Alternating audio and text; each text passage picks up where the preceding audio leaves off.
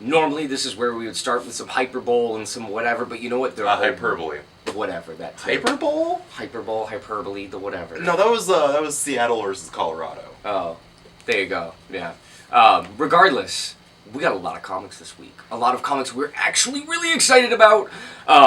Just like every other week, obviously. Anyway, I'm going to start, because I have the biggest book of the week. Well, at least the largest one. Nicipole Trilogy by Inky Bilal, published by Titan Comics here. This has been out of print for about 10 years or so. I'm going to say this is the entire thing. Don't quote me on that, but I'm like 80% sure, as usual. This is a gorgeously illustrated classic of European sci-fi. Lots of very cool Egyptian and mythic gods, future Europe, future Paris, stuff like that. Completely painted. It is absolutely, utterly gorgeous. For, if you're a fan of any kind of dystopian sci-fi stuff, or giant strange bugs, or, any just basically gorgeous freaking sequential art. This is for you. $35, hardcover. It's very nice. Very nice package. And my first pick for you here is from Valiant. This is the new Archer and Armstrong #1. Yeah. ANA, The Adventures of Archer and Armstrong. Adventures of Ultron. Adventures of Ultron. Oh god, That'd please be a no. good animated series. Yeah, it would just be Hank Pym and Ultron having really bad father-son road trips through space. Holy crap, that writes itself. Don't steal that. All you out there. But this is written by Rafer Roberts, who's actually the artist behind Darkseid and Thanos, Carpool Buddies of Doom. Oh, really? Yeah. Oh my god, that was hilarious. Which was written by Justin Jordan, who, funny enough, has a book we'll be talking about later today. Yeah. Why is that printed? I don't know, man. Yeah. Probably because they can't get the rights. Probably. And this is drawn by David LaFuente, who is newly Valiant exclusive. You may know him from his run on Ultimate Spider-Man or All New Dupe. He also did the awesome Patsy Walker Hellcat strip in Marvel Comics Presents, 5 years ago at this point. But this is really cool. It sees Archer and Armstrong actually delve into the depths of Armstrong's bag, which is one of those nice little Looney Tunes style things that is infinitely deep. So he has a good, 3,000 years worth of artifacts in there. So it can get really, really weird in there. This looks to be a lot of fun. Yeah, it really does look like a lot of fun. Speaking of fun and just insanity in general, the second issue of Superman, The Coming of the Supermen by Neil Adams. No, this is not a Nazi propaganda comic, even though it sounds like it. And by Neil Adams... even more so than Dark Knight 3. Exactly, I was going to say. And with Neil Adams behind it, you just don't know. But the first issue saw Superman and the other Supermen fighting the New Gods, and there was the most awesome Calabac, I am giant Calabac, smell my, giant armpit hairs and stuff, which was really cool.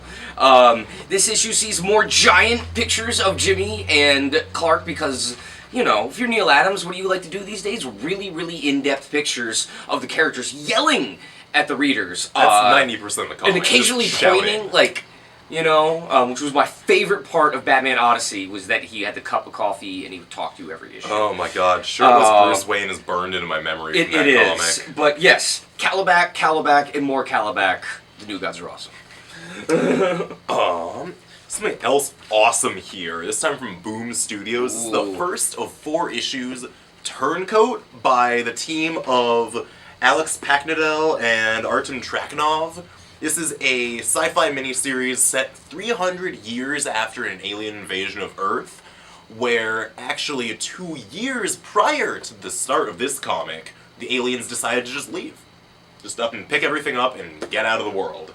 And left behind a shattered world, which eventually the humans have now formed their own sort of government, and the main character, Marta, actually declined a role in this new human government to become a private investigator for reasons which will, of course, come to light over the course of the series.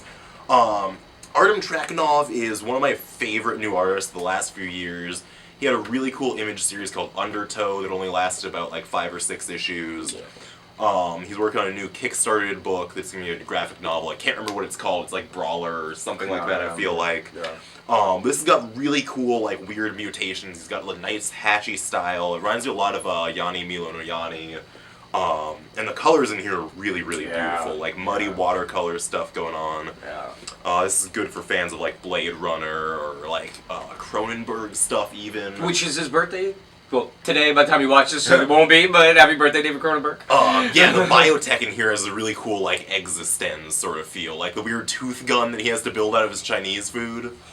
Yeah. Was that really Chinese food? Are we going to agree that was Chinese food? I think it was supposed to be Chinese food. Another large book this week. Dan Clowes, who I'm sure most of you have heard of. He Fantagraphics recently put out the complete 8-ball collection, which for those of you who have high-paying jobs, you're probably able to afford that, and the Zap Comics thing they put out, which are very nice. But this new book, I'm very excited for. It looks like a more psychedelic kind of, I won't say action thing, you know, but there's definitely some action-y going on. It reminds me way more of like the 8-ball stuff and Death Ray guy rather than say Mr. Wonderful. But $30, I mean, this is huge, you know, from Fanta. Very, very nice. Great package as usual. I mean, Fanta never lets you down. But I'm very excited to read this. And if you missed the Clowes signing last week or so, you can come in and get one of these, and I'll forge a signature if you want. And we are going from a very large book to a very small package. But this is full of power. Power button It's got right there number on the one. word. Zach Soto of Study Group Comics. He previously had this at Short Run. Really cool, obviously, Short Run of self-published comics. This is basically taking like Japanese Super Sentai, like Power Rangers stuff, and then shooting it off into space via risograph. It follows Like a one Fumini of filter. Yeah, it follows one of many, I can't remember the exact word for them, but these, like, Star Warriors who are selected from their races to protect the worlds from this Satan moon. Yes. I don't know if I really need to say much more than that, but it's the start Stop of a it, much Satan longer moon. series. Yeah. Yeah, this is issue 0, Are they all going to be yay big? Do you know? I have no idea. You should ask Zach. We should ask Zach. If anybody knows out there, go ahead and feel free to chime in. I think the only Marvel thing I'm talking about this week, yes, Power Man, Iron Fist, another book with the power in it. So much power. This is freaking awesome. This is totally like in my mind Run the Jewels as Luke Cage and Iron Fist. The first issue was so good that I was reading it on my way to work and I walked into a trash can. That's how good this was. I was really laughing my butt off. Sanford Green is a fantastic artist who's been making books for a while, and before his kind of graffiti style and more cartoony style was not quite in line with what the companies wanted, but now it is. You stick around, you know, stick to your guns long enough and they will come to you. But this is glorious, glorious bromance in the best way. They get hustled, cause, you know, whatever, it happens. They got hearts of gold, you know? They do. They get hearts of gold. And Danny, he's real easy to hustle because Danny's Danny. True, he's kind of a dumb. Yeah. But that's why he hangs out with Luke. And obviously Luke, the stiffier dresser, smarter, you know, whatever. But together they have grand adventures. And this one sees, oh yeah, the Black Tarantula is back. And Gorilla Man. And Gorilla Man. How are you going to choose Black Tarantula out of the 2 supervillains on that page? Well, I read a lot of Spider-Man. I really like Black Tarantula. Anyway. There's all sorts of Spider-Women in here, actually. There's even Spider... Wait. I thought she was Spider-Gwen. Anyway, okay, whatever. You can't go... Okay, you can't have your superhero name be Spider-Gwen. They would be like, oh, is it Gwen Stacy? I wonder. No, she's now you just got Spider-Woman, man. 2 Spider-Womans. Don't you read the comics? No, now there's like 4 Spider-Womans, actually. Well, moving on. I've got another big hardcover here this week. It's kind of a trend this week, actually. Right, there are a lot of big ones. From Image Comics, we finally have a collected edition of Grant Morrison and Chris Burnham's sci-fi horror series, Nameless. Yeah. Beware. That's the Yeah. first thing, is beware. Yeah, just beware. I think that's a really good rule for this book, because Yeah, right. just about every other page has someone's eye coming out in some horrible fashion, or skin being flayed, or like blood getting sucked out of every single person Yeah, in a room. not for the faint at heart. Does this come with a warning like the Filth did? Not Because the Filth I came can't with a really warning. see one, no. Okay, alright. But it does say abandon all hope and There you go. experience ultimate horror. So, yeah, you know, that might just be something Yeah. to heed. If you ever wanted a comic of Event Horizon, this is probably the closest you're gonna get.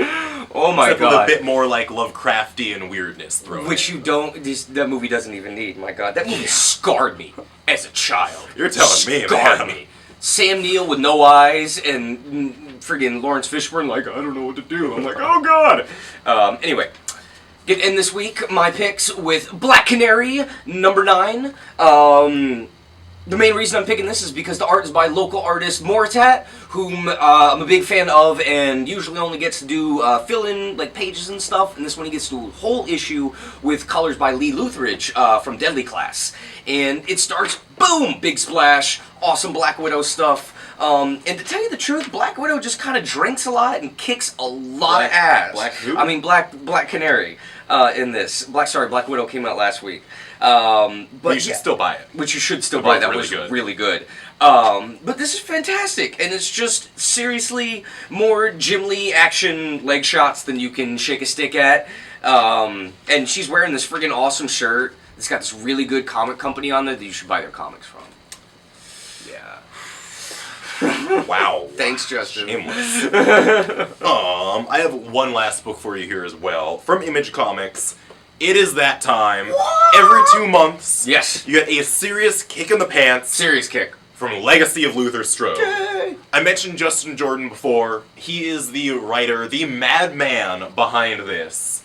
But the true power of this comic, even though it doesn't say it in the title, comes from Tradd Moore. Yes. If you don't know Tradd Moore, I don't know what's wrong with you at this point. Like, did you just get into comics a month ago, or what? Because that would be nice now. Be but... nice. Yeah. You know. Oh, come on! I don't know how you would walk around, look at like 5,000 Avengers titles, and not have his Secret Avengers be the one that pops off the rack at you. And then you're really disappointed when you open it. Yeah, it's unfortunate. I mean, you know, still that's not the trick bad. of putting you the know. good art on the cover, but Tradd Moore is Tradd Moore. I don't really. Can you just look at the preview pages, or yeah, we'll just like, be what? quiet. Look at the preview pages.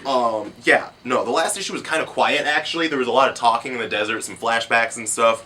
But this starts out with Luther fighting like 3 different dudes at once, and pretty much just goes from there. Yeah. And with the last page of this one, I think next issue is going to be one giant fight scene. Again. Luther versus Kane. Again. It's happening. It's insane. It's like Dragon Ball Z, but cranked up to 12. Pretty much. Yeah. Even more blonde hair, too. It's Actually, bizarre. even more. His hair has been getting kind of unruly. Yeah. Anyway, we will see you all next week, I guess. Yeah, I where guess the so. team will be back together. The Will Power we? Trinity. That's right. What if I decide to leave for a week? Well, whatever. It's cool. You'll be back next week. You still got It's cool. It's cool when it says. Just cut it. We're done.